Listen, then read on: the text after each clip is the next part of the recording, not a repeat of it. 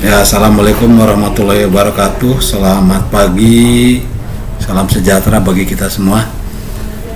Pertama-tama, marilah kita panjatkan puji syukur kehadirat Allah Subhanahu wa Ta'ala bahwa hari ini adalah melanjutkan pelajaran kita, pelajaran anatomi fisiologi untuk kelas 10. Kemarin kita sudah mempelajari tentang beberapa hal, maka hari ini saya akan melanjutkan hal-hal yang belum disampaikan di kelas 10.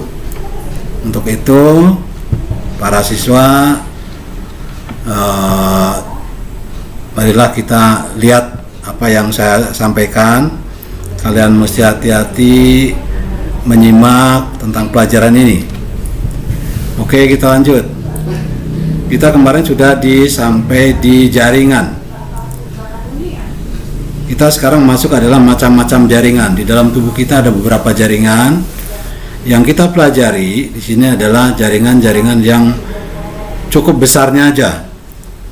Ada 5 macam jaringan. Yang pertama adalah jaringan penutup.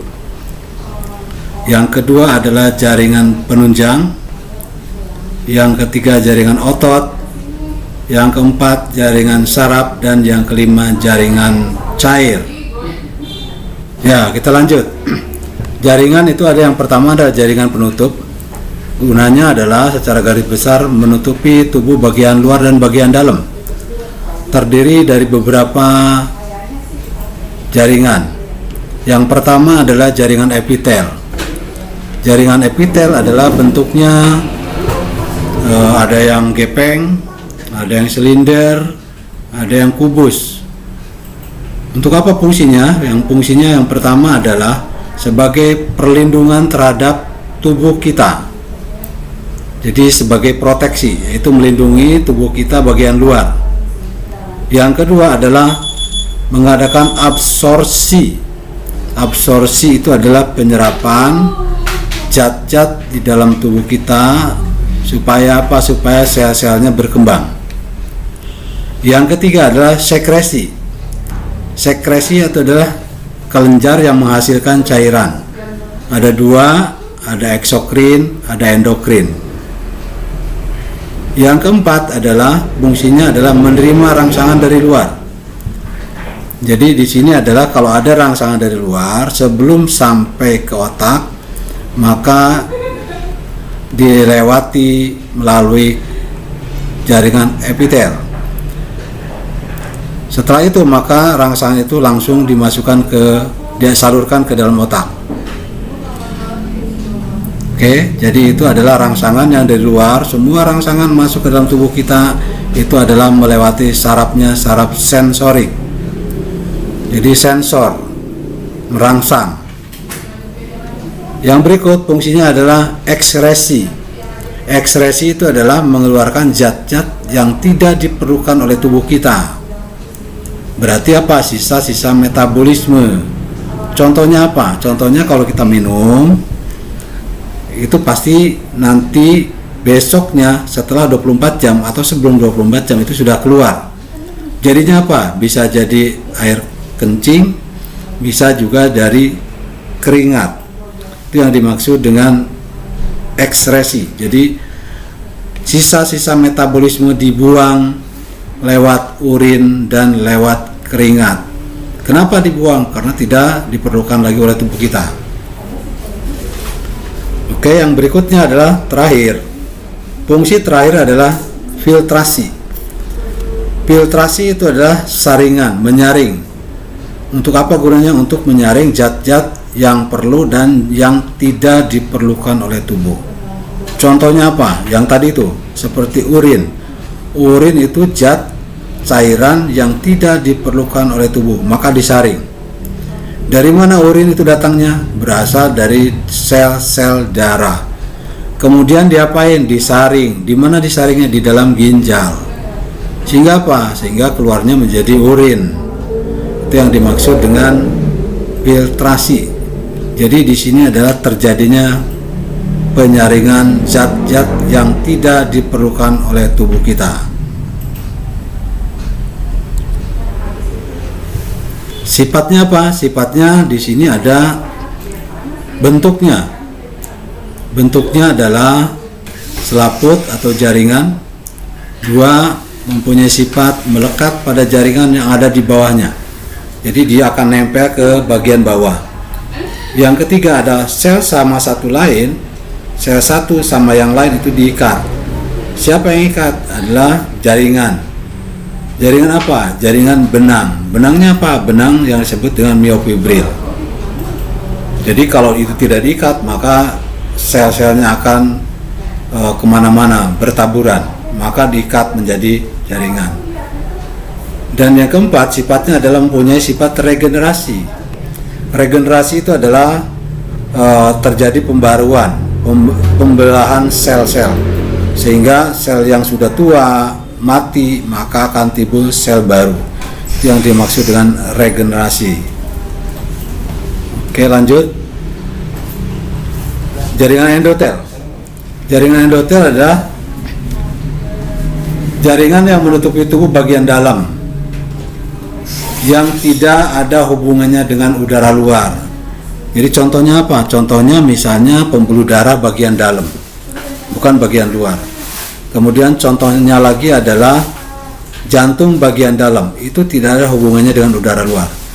Itu yang dimaksud dengan jaringan endotel. Oke. Ya, yang kedua adalah jaringan penunjang. Tadi ingat, yang pertama jaringan penutup, yang kedua adalah jaringan penunjang. Jaringan penunjang adalah kumpulan dari sel-sel khusus yang bentuk besar dan kerjanya sama. Gunanya untuk apa? Untuk menyokong susunan tubuh kita. Jadi tubuh kita perlu disokong. Kalau tidak disokong, kita tidak akan bisa bergerak. Oke, fungsinya untuk apa sih jaringan ikat itu? Ya, jaringan ikat yang pertama fungsinya adalah membuat bahan-bahan interseluler. Membuat bahan-bahan interseluler, berarti ada bahan-bahan yang antara sel sama sel. Yang kedua adalah membuat sel-sel darah. Jadi sel darah itu selain dibuat dari hati, di sumsum tulang belakang, juga dibuat di jaringan ikat. Yang ketiga adalah, tidak kalah pentingnya, adalah membuat antibodi. Antibodi itu sangat penting di dalam tubuh manusia, apalagi sekarang lagi musim pandemi. Katanya justru antibodi itu yang harus betul-betul bagus. Kenapa? Karena kalau antibodinya jelek, maka tubuh kita akan kena virus. Gampang sekali masuk virus ke dalam tubuh kita. Kenapa? Karena tidak ada pertahanan. Jadi antibodi itu kalau di negara itu namanya tentaranya. Tentara itu untuk apa? Untuk menangkal apabila ada musuh masuk ke dalam negaranya atau ke dalam wilayahnya. Yang berikutnya adalah membuat heparin. Heparin itu adalah salah satu zat yang gunanya untuk menjaga terjadinya pergumpalan sel-sel darah yang ada dalam tubuh. Itu adalah heparin. Jadi ada nggak dibuat oleh manusia? Ada. Dibuat di dalam tubuh? Ada. Kalau di tubuh kita itu sudah masuk di dalam sel-sel yang ada atau kelenjar-kelenjar yang ada dalam tubuh kita. Tapi kalau di luar itu bisa dijual. Gunanya untuk apa? Untuk mengencerkan sel-sel darah yang ada di dalam pembuluh darah. Yang berikut adalah fungsinya jaringan ikat adalah fagositosis. Jadi fagositosis itu, saya ulangi, adalah sifatnya memakan bakteri atau benda asing yang masuk ke dalam tubuh kita. Jadi kalau ada bakteri, ada benda asing, ada penyakit yang masuk ke dalam tubuh kita akan dimakan. Sehingga apa? Sehingga tidak terjadi ketularan oleh penyakit tersebut. Oke, itu adalah fungsi dari jaringan ikat. Yang berikut adalah jaringan rawan. Jaringan rawan atau bahasa Inggrisnya disebut, atau bahasa medis disebut adalah kartilago. Ada 3 macam kartilago atau jaringan rawan. Yang pertama adalah kartilago hialin, yaitu contohnya terdapat pada tulang rawan, yaitu adanya di sendi-sendi lutut, ada juga di hidung, ada juga di embrio. embrio itu adalah pada janin yang ada di dalam kandungan. Yang kedua adalah kartilago elastis, yaitu jaringan rawan yang sangat elastis. Contohnya apa? Contohnya adalah daun telinga, atau di dalam rongga mulut ada yang disebut dengan trachea, atau ada juga dengan epiglotis. Itu adalah jaringan yang sangat elastis. Yang ketiga adalah kartilago atau jaringan rawan yang sifatnya fibrosa. Fungsinya untuk apa? Yaitu untuk melindungi persendian antar tulang. Contohnya di mana? Contohnya yang paling kita sering gunakan adalah di tulang belakang. Tulang belakang itu jumlahnya ada 33 pasang. Kalau itu tidak ada tulang rawan, maka kita tidak akan bisa bungkuk.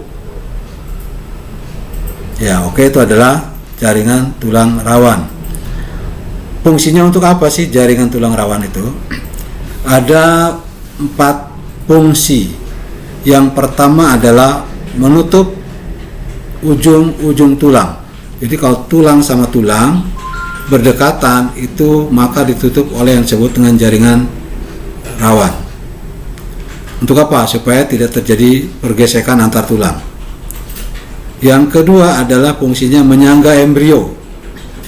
Jadi embrio itu adalah janin yang ada di dalam rahim, itu belum jadi tulang, tapi dia masih bersifatnya elastis. Makanya kalau kita melahirkan, di dalam rahim itu bayi itu rata-rata antara 3 sampai 4 kilo. Kalau dia lahir spontan, dia bisa keluar. Kenapa? Karena sifatnya masih elastis tulangnya.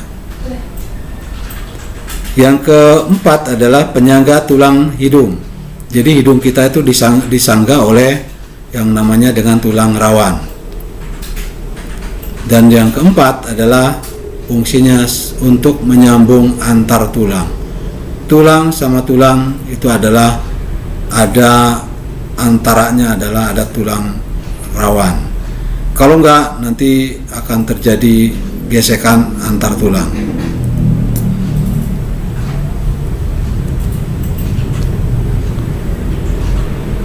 Oke, fungsinya untuk apa? Tadi jaringan tulang. Yang ketiga adalah jaringan tulang. Jaringan tulang itu tulang terdiri beberapa macam, ada yang keras. Yaitu kenapa dia bisa keras? Karena banyak mengandung zat kapur. Untuk apa sih fungsinya tulang? Yang pertama adalah menjaga berdirinya tubuh kita. Jadi kita punya kerangka, punya tulang. Kalau kita nggak punya tulang, kita tidak bisa berdiri. Yang kedua adalah membentuk rongga. Maksudnya di dalam tubuh kita ada rongga-rongga. Untuk apa sih rongga fungsinya? Yaitu melindungi organ-organ yang halus. Contohnya apa? Contohnya di dalam rongga dada. Dalam rongga dada itu ada organ yang paling penting. Di dalamnya adalah barang-barang halus. Seperti apa? Seperti paru-paru, seperti jantung. Itu adalah barang-barang yang halus. Itu tidak ada tulangnya. Jadi jaringan yang sangat halus maka harus dilindungi oleh rongga yang disebut dengan rongga torak atau rongga dada. Oke, yang berikut adalah membentuk persendian. Tadi saya ulangi lagi, persendian. Jadi jaringan tulang juga ada sendi. Seluruh tulang itu ada sendi. Tulang sama tulang ada persendian. Sehingga apa? Sehingga kita bisa bergerak dengan leluasa. Oke, kita lanjut. Kita tahu beberapa macam tulang. Secara garis besar macam tulang itu ada 3 bentuknya. Yang pertama adalah tulang panjang. Jadi tulang panjang, tulang yang sifatnya panjang. Contohnya apa? Tulang paha, tulang lengan. Itu yang dimaksud dengan tulang panjang. Yang kedua adalah tulang pendek. Tulang pendek itu tulang-tulang yang berbentuk ruas. Contohnya apa? Contohnya seperti tulang belakang. Tulang belakang yang tadi saya bilang jumlahnya 33 itu adalah untuk apa? Ya untuk supaya tulangnya tidak terjadi gesekan. Makanya dia dibentuk menjadi beberapa ruas tulang belakang. Ada 33 pasang ruas. Dan yang ketiga ada tulang pipi. Tulang pipi itu kalau saya lihat adalah seperti di wajah. Jadi di wajah itu di dalamnya tidak ada sumsum tulang. Tapi kalau yang tadi tulang belakang, tulang paha, tulang lengan, tulang betis, itu di dalamnya adalah ada sumsum tulang. Itu yang dimaksud dengan macam dan bentuk tulang. Oke, lanjut. Bagian-bagian daripada jaringan tulang. Saya ulangi, bagian-bagian jaringan tulang yang keras terdiri, yang pertama adalah tulang bagian tengah. Yang kedua ada tulang bagian ujung. Jadi yang mendekati ke sendi. Yang ketiga adalah jaringan tulang ikat. Yang keempat adalah bagian ruangan tulang. Itu yang dimaksud adalah di dalam sumsum. Yang kelima adalah sumsum tulang. Di dalam tulang, di dalam pipa tulang itu ada namanya sumsum tulang. Isinya apa sih? Oh, isinya ternyata ada eritrosit, ada sel tulang, ada retikulosit dan lain-lain. Itu adalah yang berada di dalam sumsum tulang. Dan yang terakhir adalah selaput osteum, yaitu selaput tulang yang keras. Itu yang dimaksud dengan bagian-bagian daripada tulang. Yang berikut adalah jaringan otot. Yang keempat, jaringan otot. Jaringan otot itu ya sifatnya dapat memanjang dan dapat berkontraksi. Artinya memperpanjang dan memperpendek otot. Contohnya apa? Contohnya kita di lengan. Contohnya kita di paha. Contohnya kita di bahu. Kalau orang sering berolahraga, contohnya olahragawan yang lebih banyak ke memperlihatkan otot, itu adalah yang diperlihatkan adalah otot. Ya, jadi otot itu sifatnya bisa memperpanjang dan memperpendek. Bentuknya, jadi ada bentuk dan fungsi. Yang pertama adalah otot serat lintang atau otot lurik, yaitu dia dapat berkontraksi menurut kemauan kita, atau otot sadar. Jadi otot sadar itu bisa diperintah. Jadi contohnya tadi saya bilang otot lengan itu, otot bicep, itu adalah otot yang bisa diperintah. Yang kedua adalah otot polos. Otot polos itu adalah otot fungsinya berkontraksi tidak menurut kemauan kita, atau yang disebut juga otot tak sadar. Kenapa dibilang tak sadar? Karena otot itu bekerja selama 24 jam dan tidak bisa disuruh berdasarkan kemauan kita. Contohnya apa? Ya, contohnya pembuluh darah. Itu pembuluh darah itu tidak bisa disuruh berhenti. Otot ginjal. Yang ketiga adalah otot jantung. Otot jantung itu adalah otot yang paling penting di dalam tubuh manusia, karena otot jantung itu dapat berkontraksi dan tidak di bawah pengaruh kemauan kita. Gunanya untuk apa? Ya, oke, kita lanjut. Ya, terakhir adalah jaringan saraf. Jaringan saraf itu terdiri dari sel-sel saraf yang panjang dan halus, mempunyai inti sel dan protoplasmanya agak tebal. Jadi manusia bisa hidup karena ada saraf. Ada kerangka, ada pembuluh darah, ada jantung, tapi sarafnya mati. Berarti kita tidak bisa bergerak. Jadi saraf itu adalah termasuk komponen yang sangat penting. Di sini secara garis besar saraf itu hanya dua macam. Yang pertama adalah saraf motorik. Motor artinya penggerak. Jadi saraf motorik adalah saraf penggerak yang membawa rangsangan dari otak dan sumsum tulang belakang menuju ke seluruh tubuh kita. Jadi kalau ada rangsangan dibawa ke otak kemudian disebarkan ke seluruh tubuh, itu yang dimaksud dengan penggerak. Sedangkan yang kedua adalah saraf sensorik. Sensor itu perasa atau perangsang. Semua rangsangan itu tadi antara lain lewat kulit, lewat mata, lewat hidung, itu masuk ke dalam saraf kemudian dikirim ke otak. Sampai di otak akan disebarkan ke seluruh tubuh. Contohnya apa? Contohnya kalau kita mengisap wangi-wangian, sudah bisa membedakan antara bau minyak wangi sama bau tikus busuk misalnya. Contoh, itu adalah saraf sensor, jadi dirangsang apa yang bau busuk, apa yang bau wangi, itu bisa dibedakan. Unsurnya ada 3. Yang pertama adalah berwarna abu-abu, yang kedua ada berwarna putih, dan yang ketiga adalah neuralgia, yaitu sel pendukung yang menumpang daripada sel-sel saraf tersebut. Kelihatan? Habis ya? Oke, itu saya kira sekian untuk bab pertama. Jadi sudah selesai dari awal sampai hari ini adalah menyelesaikan sistem tubuh bagian umum.